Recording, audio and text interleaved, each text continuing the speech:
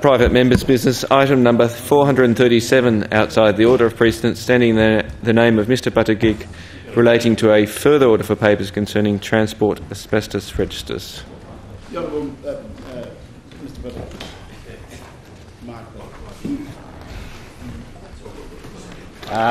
Thank you, Mr President. For the House's benefit, this is the second time that this order has been put before the House.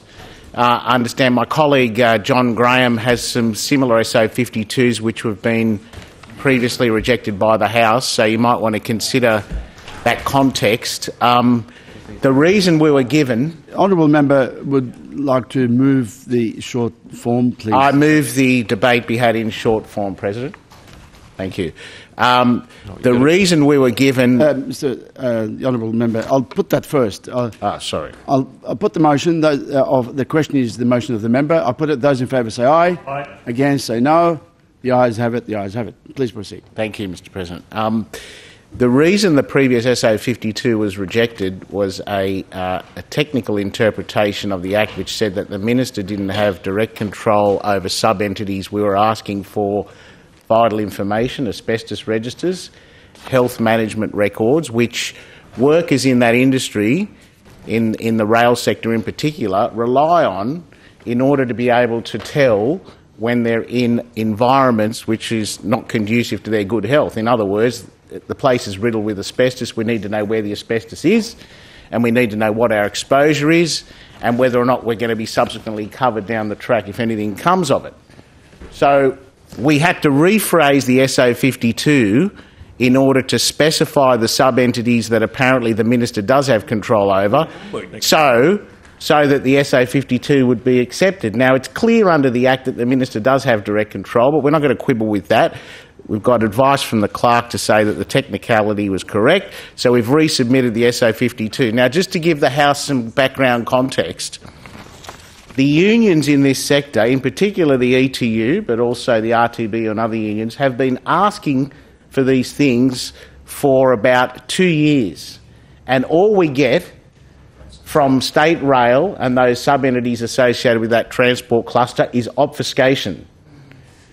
We haven't got the register, we might have part of it, it's going to take 600 hours worth of resource to provide the registers. Now, these are documents, Mr President, these are documents which by legislation are required to be present so that if I turn up to a site, I can look up a spreadsheet or a register and say that, yes, this site's got asbestos, we do A, B, C to deal with it. Wear protective equipment, get the asbestos removed, stop work, whatever it may be. But they can't even do these basic things because they don't know where the asbestos is because the employer won't tell them.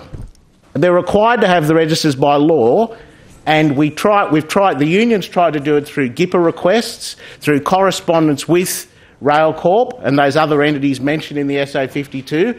Then, Mr President, through the budget's estimates process back in August, my colleague Peter Primrose asked Howard Collins, the CEO of Railcorp, if he could provide it. And the answer was, yes, we will get those to you forthwith. No answer, no correspondence, no return, other than a couple of scant management plans, which is not what we're after. Those workers deserve to have access to the information so they can make an informed decision on their exposure to this deadly substance. It's basic stuff. Okay, so we've gone through the union corresponding with the employer, GIPA requests, then budget estimates, and now a rejection of an SO52 based on a technicality. So I think it's more than reasonable for this House to now pass this SO52 so that we can get hold of those asbestos registers and give these employees some comfort over the fact that, number one, they actually exist, number two, they're accurate, so when they're out in their workplaces they can make an informed decision on how to deal with these deadly workplace substances. And people, I mean, in this day and age, with the resource that we have as a modern society, we shouldn't be putting people in situations where they don't have access to this information. And when it's asked for through official channels, Mr. President, we shouldn't have to come to this House on bended knee for a simple production of documents which are required by legislation.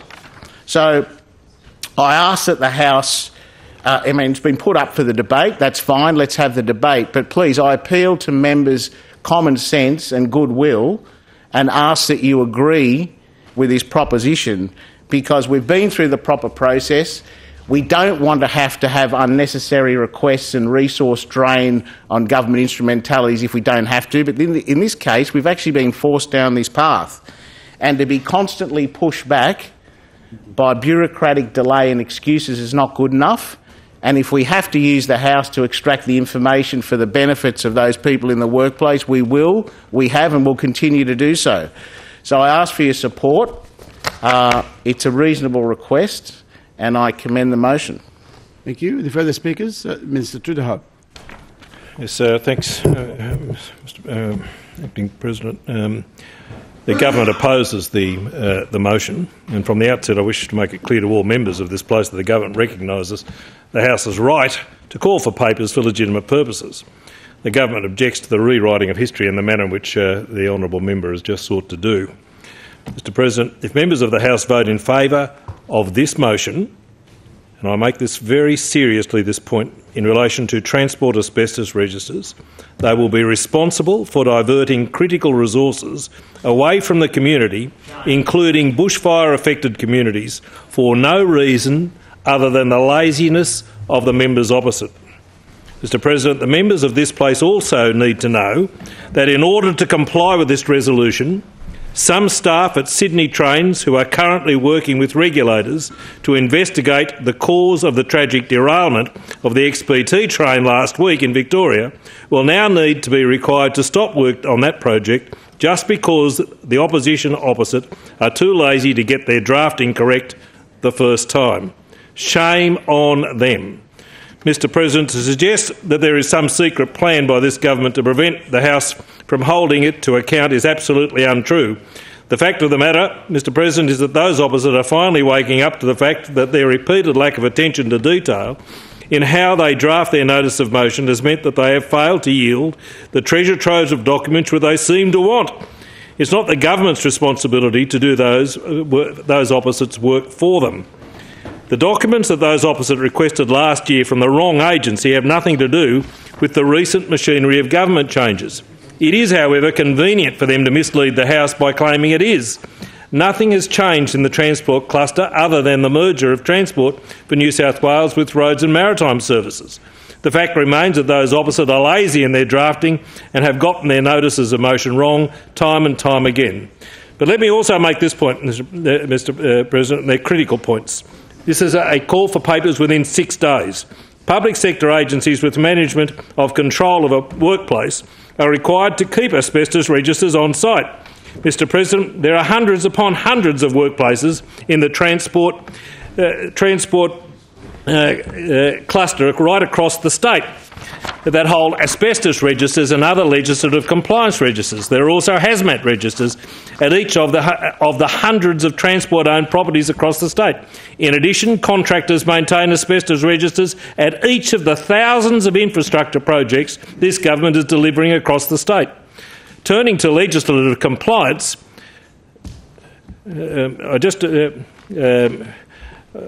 before Shadow, I just would be seeking an additional minute. You can't. A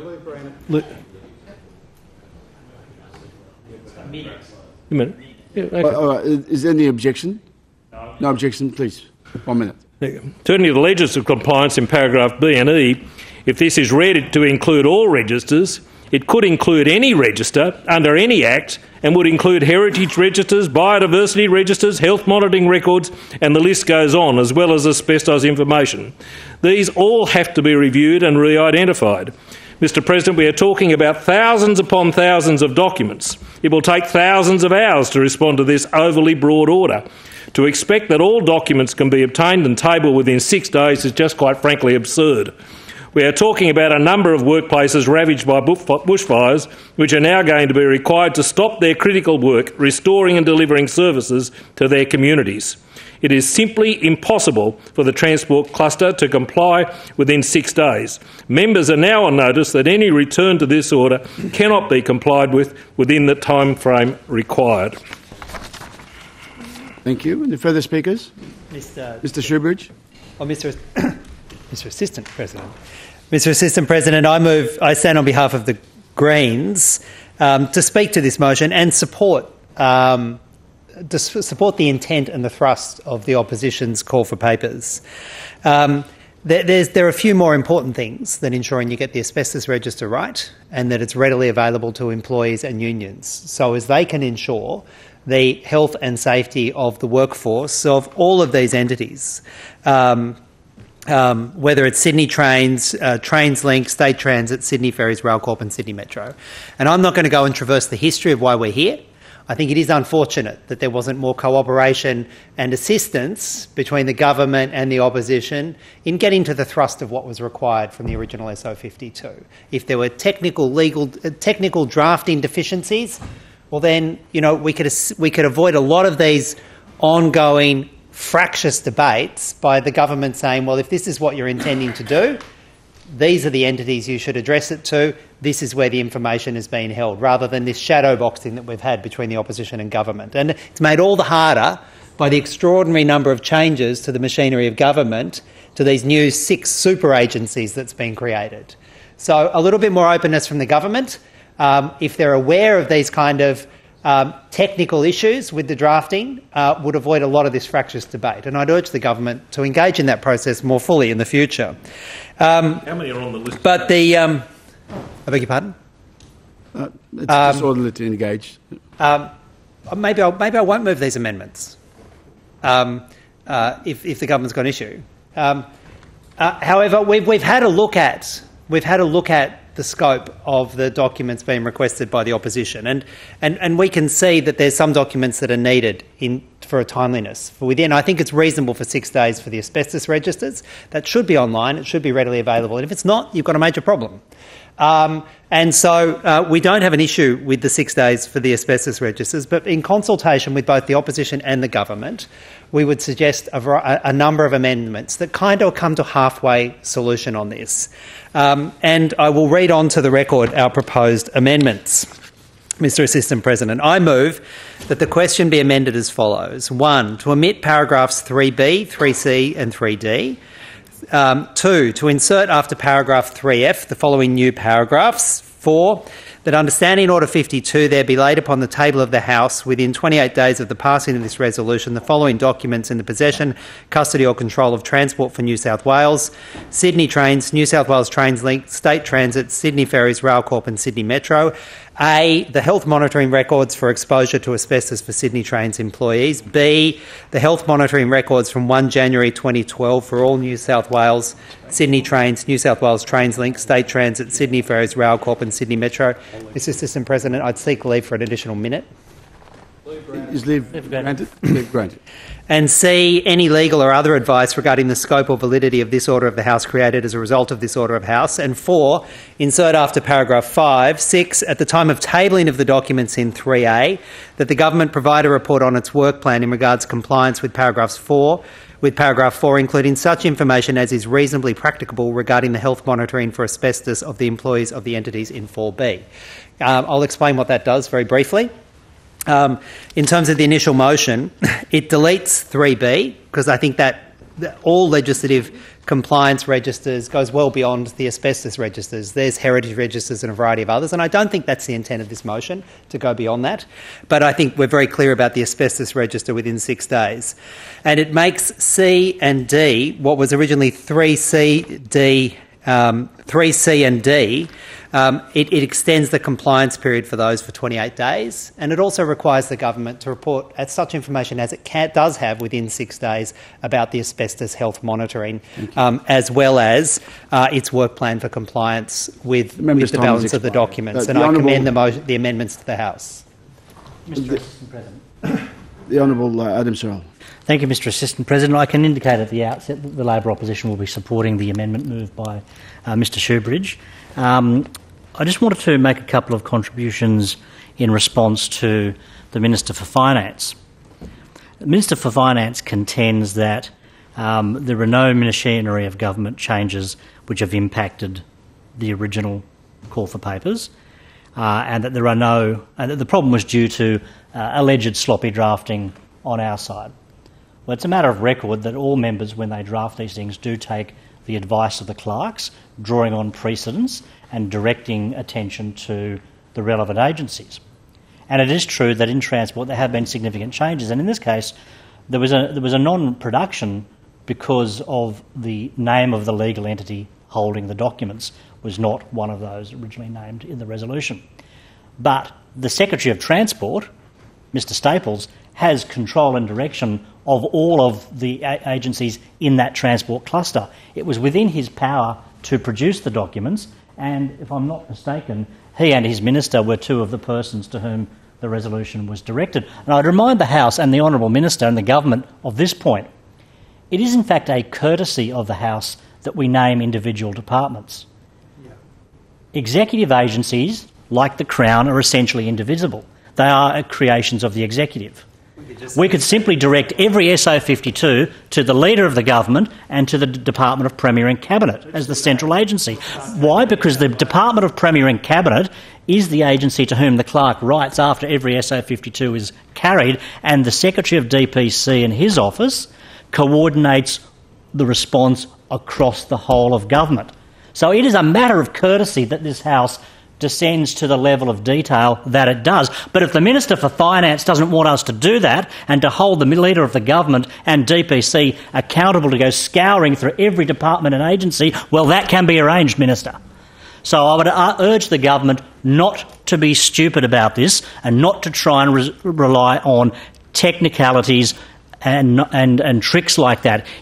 Just as when we put an SO52 up, if the scope is too broad, members from the government beat a path to our doors to try and negotiate. That is a sensible and prudent course of action.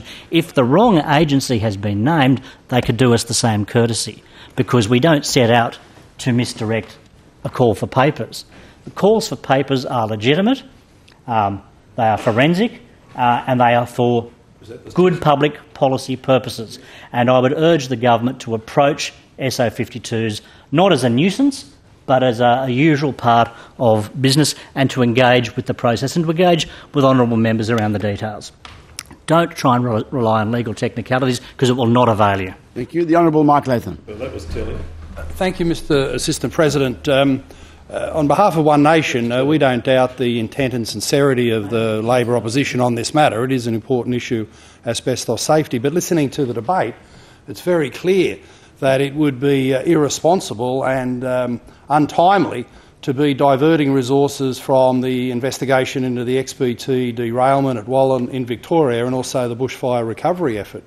So I think the 6-day demand is too tight, and the reallocation of resources inappropriate at this time. But I can assure the House knowing that in the transport portfolio I get things done. Transport planning in Western Sydney now moving in the right direction.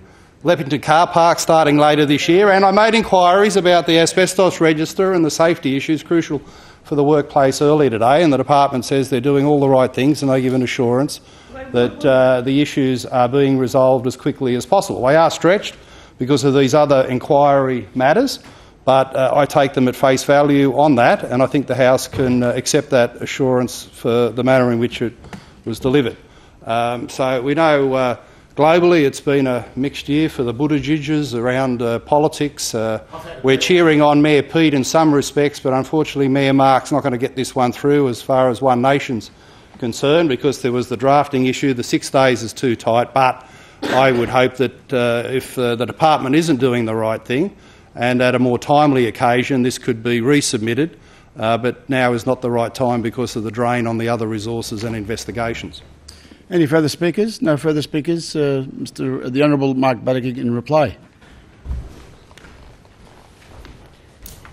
Thank you, Mr President. Look, I just want to address some of these arguments as to why it can wait another 3 months, another 6 months. Meanwhile, these people don't know whether they're being exposed to asbestos in the workplace. And the idea that you would even put people in that situation in the first place, let alone create more delay, more uncertainty, beggars belief. And I've got to tell you, to my honourable colleague Mark Latham and the Minister too, I hope, we're not talking about something that has to be theoretically created out of thin air. It should already be there.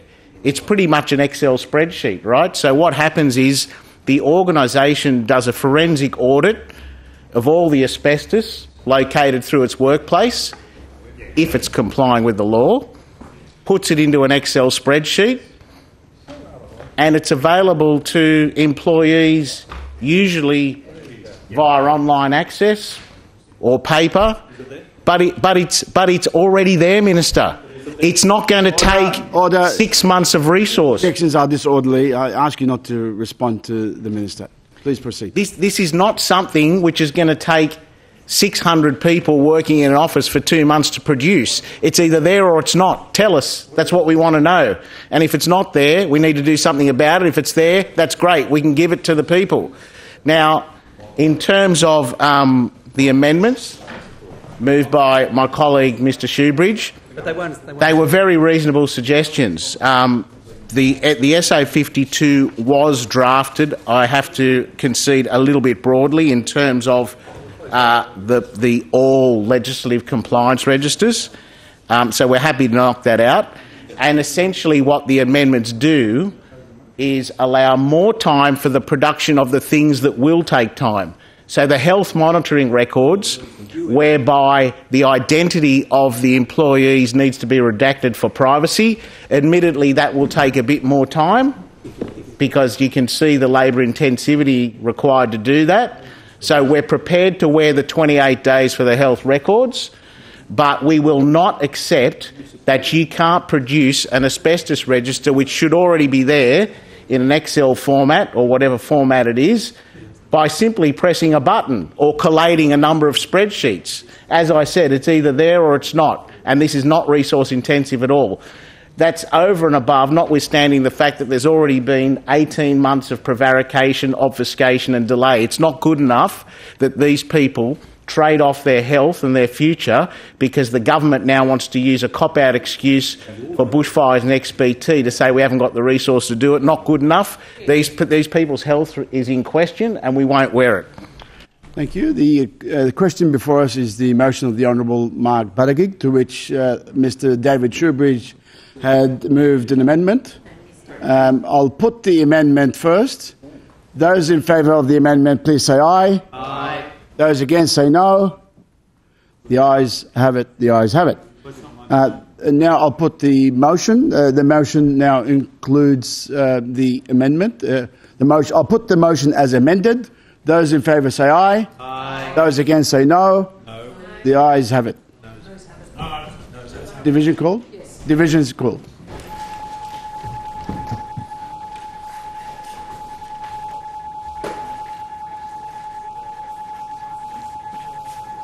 But not illegal.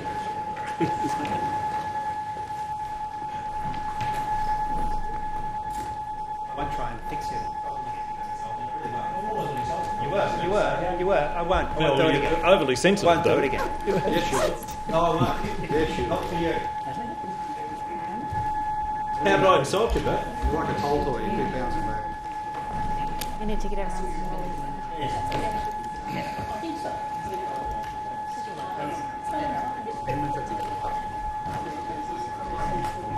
Amendment factory up there, as I walk past. Sweatshop, amendment labour.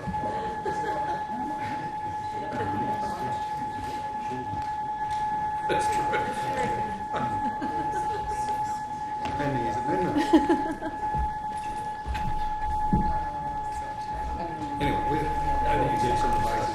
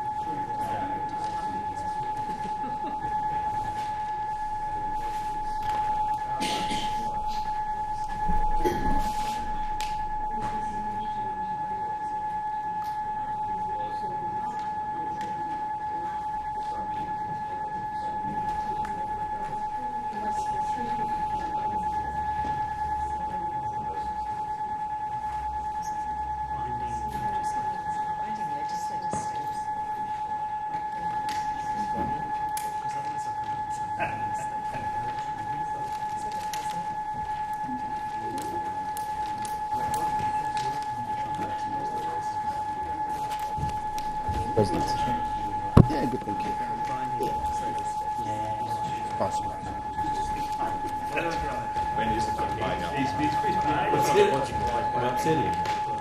Playing up or hamming it up?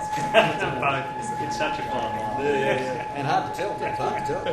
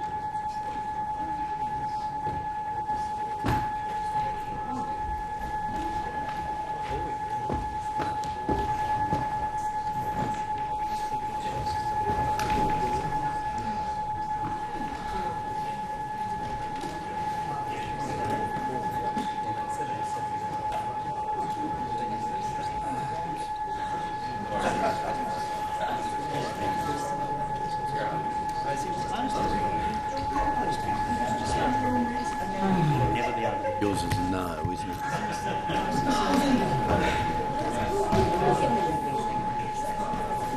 Oh, close.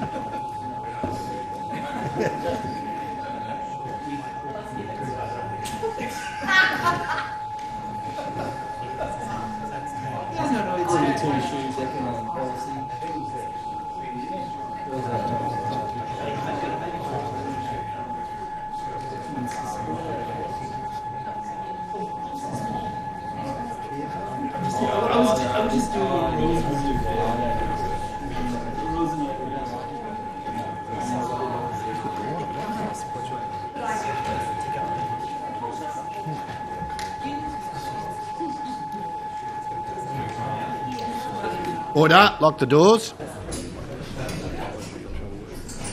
The question is that item number 437 outside the order of precedence as amended be agreed to. The ayes shall pass to the right of the chair, the noes to the left.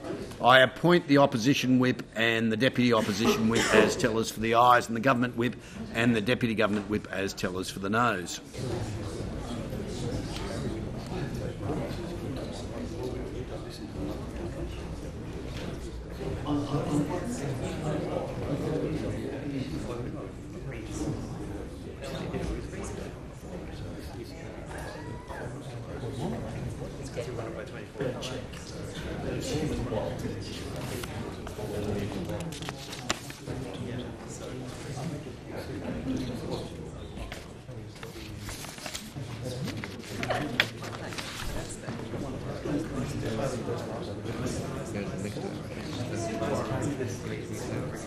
All right. Yeah.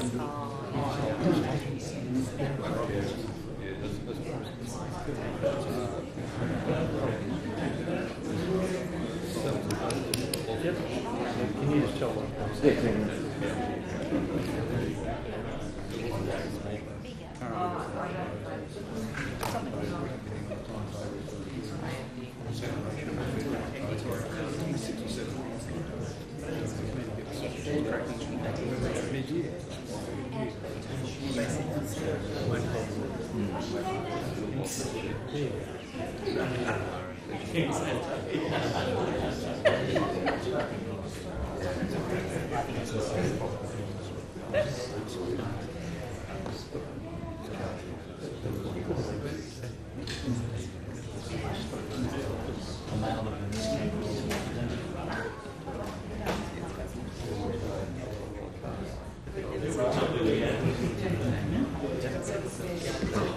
Thought you had that one.